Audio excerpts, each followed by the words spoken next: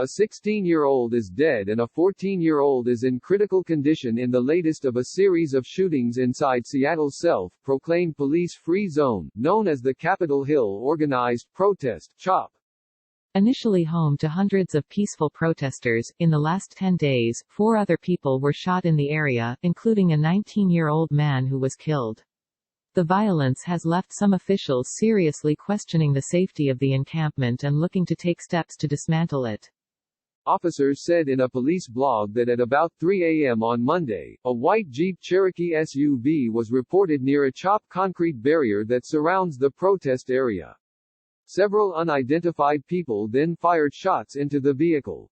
2 injured individuals, presumably the occupants of the Jeep, were then taken to Harborview Medical Center, according to the police blog. One was transported by a private vehicle, while the other was taken by medics. Police are investigating the shooting.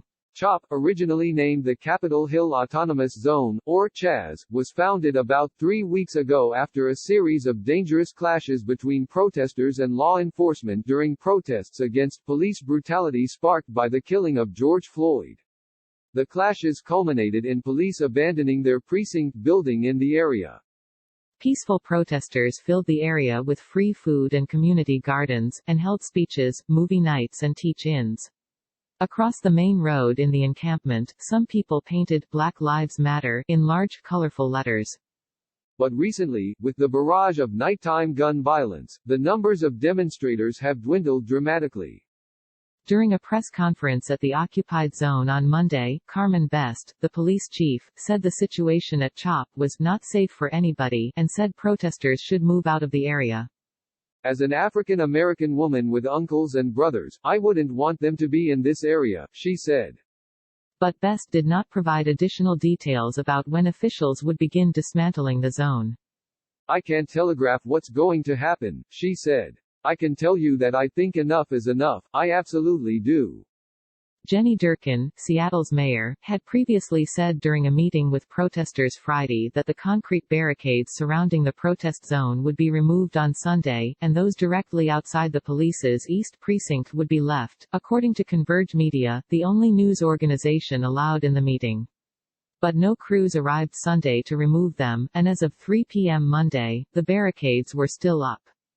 A large group of Seattle Department of Transportation crews had tried to remove the barriers early Friday morning, but were stopped by several people sitting or lying on the ground in front of the equipment.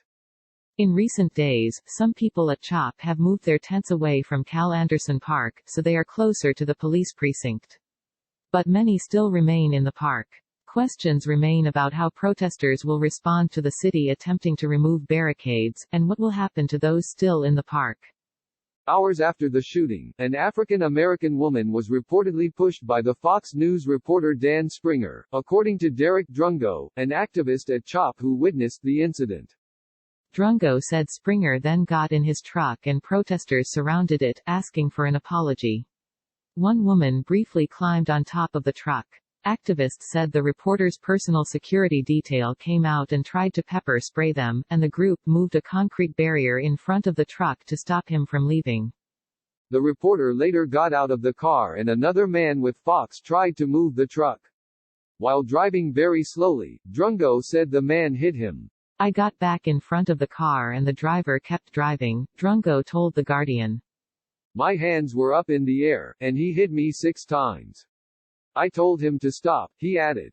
In a statement, Nancy Harmeyer, the vice president of domestic bureaus and the LA bureau chief at Fox News, said, while covering the news just outside of Seattle's CHOP zone this morning, a protester confronted Fox News Channel correspondent Dan Springer and his crew after overhearing him cancel a live report due to filthy language in the background. The protester started yelling at him and threw a cup of coffee in his face and on his jacket. Attempting to de-escalate the situation, the crew returned to their vehicle, which was then surrounded by protesters. Unable to drive away, the crew turned the car off and walked away from the scene. At no point during the situation did the Fox News crew ever physically instigate or retaliate in any way against the protesters.